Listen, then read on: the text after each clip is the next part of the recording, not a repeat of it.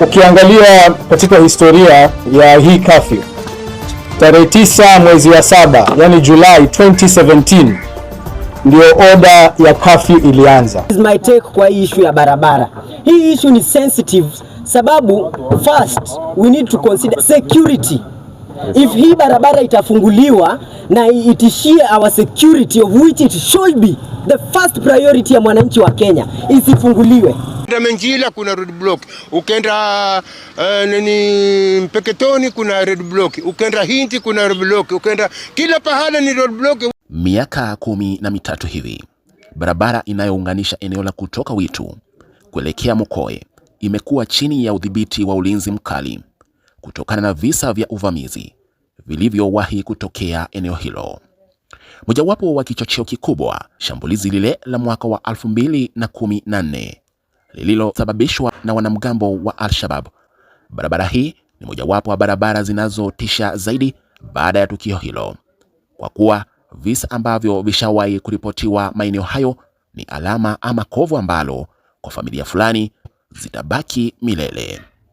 Ni mchakato ambao kwa njia moja ama nyingine ulichangia kudorora kwa uchumi wa eneo hilo kwa asilimia karibia 90 hivi, jambo lililofanya wageni ama wawekezaji kufunganya virago na kutoonekana tena maeneo hayo. Sekta iliyosambaratika zaidi ni usafiri, kwa kuwa shughuli zote zilizowekwa kwa mipangilio maalum ili kuhakikisha usalama wa mwananchi yeyote anayetumia barabara hiyo unazingatiwa vilivyo. Mojawapo wa kanuni zilizopitishwa ni marufuku ya kusafiri usiku kwa magari yote yanayoingia ama kutoka eneo hilo kati ya jioni ya saa 12 hadi saa 12 asubuhi, kama njia mojawapo ya kupunguza uwezekano wa lolote baya kutokea.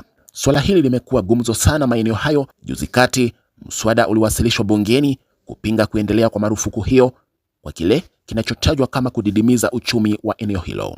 Maoni mseto yameshuhudiwa, kila mtu akitoa sababu zake za kimsingi kwa nini apinge au kwa nini aunge mkono.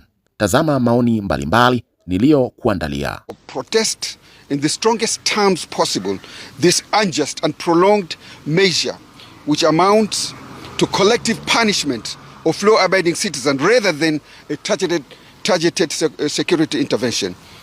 We respectfully urge your office to lift this restriction and restore free and hindered movement along the Lamu Highway without harassment or intimidation by security personnel. Kwa majina naitwa George Chege na mimi ndiye president wa bunge la mwananchi, na tuko mashinani kusikiza maoni ya wananchi kuhusu hiyo barabara. Takriban miaka 10 imekuwa ikifungwa na juzi koti imeweza kusema barabara iweze kufunguliwa. Je, wananchi, ikifunguliwa uchumi unainuka ama ndio unazidi kusorota?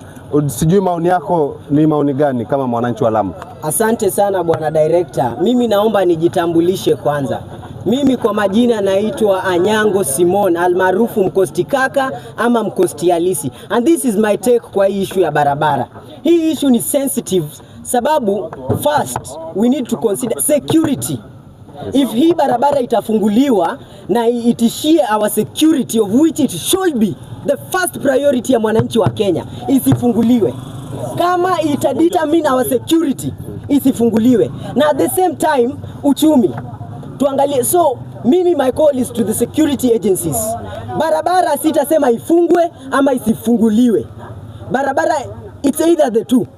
But our security is non-negotiable. Our security is non-negotiable. Hatuombi. So whether itafungwa ama itafunguliwa, our security is non-negotiable. Hiyo nimeongea kama kiongozi wa vijana Lamu County. Thank you so much.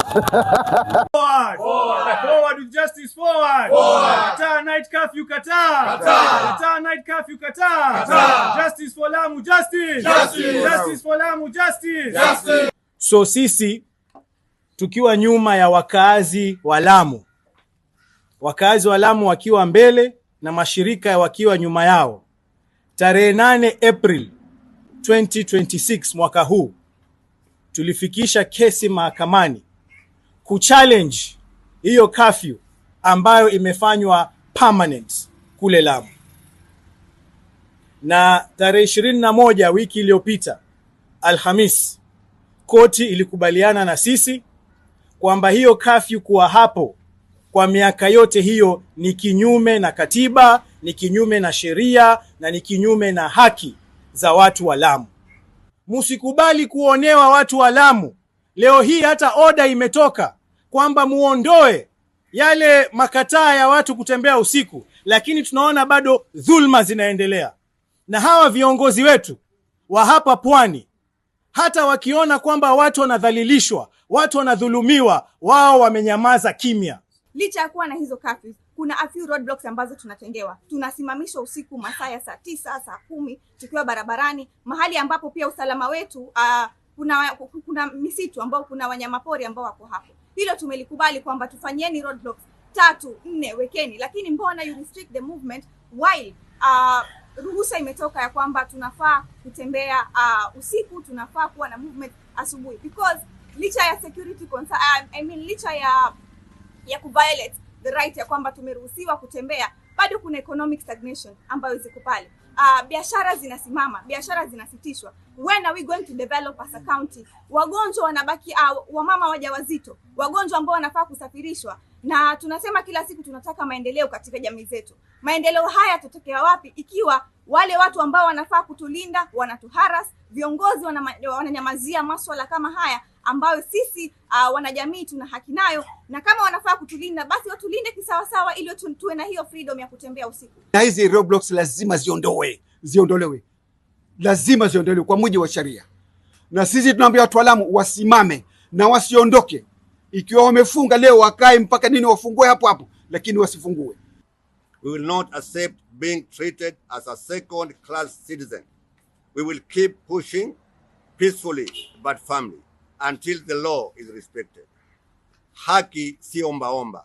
Haki ni yetu na serikali lazima itii sheria sasa hivi. Nchi ule aliyepigwa na jua analia kilio kama hiko aweze kusaidika, si kilio cha hisani wala tafadhali. Ni haki za kimsingi na lazima kifanywe na lazima asaidiwe mwananchi kama ule.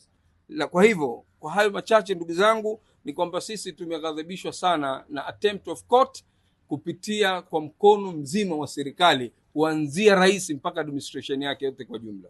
Vitengo vya usalama watuambia kwamba hizi roadblocks zimewekwa kwa sababu ya Shabab. Lakini suala ambao tunataka kuuliza, kwa muda wote mrefu ambao wameweka hizi roadblocks, walimshika Al-Shabab gani? Kisha wakampeleka kotini, kisha akahukumiwa kwa mambo ya ugaidi. Wataje mmoja kwa hizo si madhumuni ya kupigana na Shabab kabisa, si madhumuni, ni kutesa watu wa Lamu. Na hawa jamaa wana lengo, tena wanaangalia mbele huko. Leo ukatizama population ya indigenous wa Amu, utakuja kuona 50% iko nje ya Lamu. Nini? Watu wamekimbia mateso, watu wamekimbia mambo ya uchumi ambayo imeharibika na mambo mengine. Leo wa Amu watoka na watu wengine waingia ndani. Hii ni kama kuisafisha indigenous population, itoke ende huku waingie watu, na hili haitawezekana kabisa. Na jambo lolote likitokea Lamu, ukiona kama ni kweli watoto wanaingia na Al-Shabab, sababu ni hii serikali wenyewe.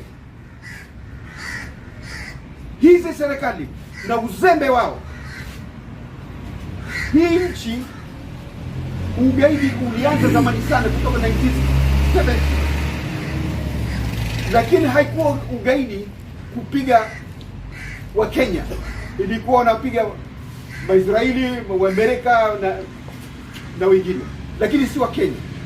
Mpaka pale Kibaki hapo wachia KDF kuingia Somalia kwanza bila sheria, manake hakwenda bunge. Na kwa nini walipeleka kule? Kwa sababu kuna tourist moja ya Kifransa lilitekwa nyara na moja ya Kiingereza. Hilo peke yake likafanya Kibaki atoe kikosi kizima cha KDF kiingia Somalia without consent of the parliament. That was unconstitutional.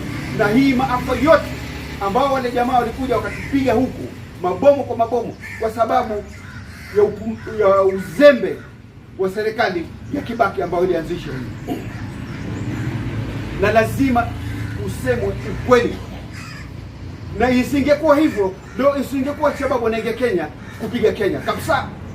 Wameanza wao na ujinga wao na upumbavu, ndio mambo yetu yatakufika. Moja wiki iliyopita Alhamis, koti ilikubaliana na sisi kwamba hiyo kafyu kuwa hapo kwa miaka yote hiyo ni kinyume na katiba, ni kinyume na sheria na ni kinyume na haki za watu wa Lamu, na koti ikatoa oda ambayo ndio hii. Koti ya Garseni imetoa oda kusema kwamba hiyo kafyu isitishwe mara moja, hiyo kesi ikiwa inaendelea kusikizwa. Na hii oda tumeweza kuifikisha in person, kiongozwa na Bwana Khalef Khalifa. In person tulienda tukaichukua na tukaipeana kwa hao maaskari pale maeneo ya Gamba, ili wasiseme kwamba hawajapewa oda ama hawajaona ama hawajasikia. So it was served in person, wakaambiwa kwamba oda imetoka.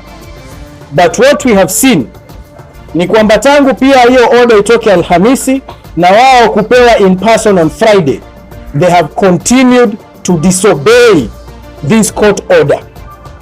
Bado wanakataza watu kutembea usiku, bado wanakataza magari ya abiria kutembea usiku, in clear violation and in contempt of a court order. This is the situation that we have presently.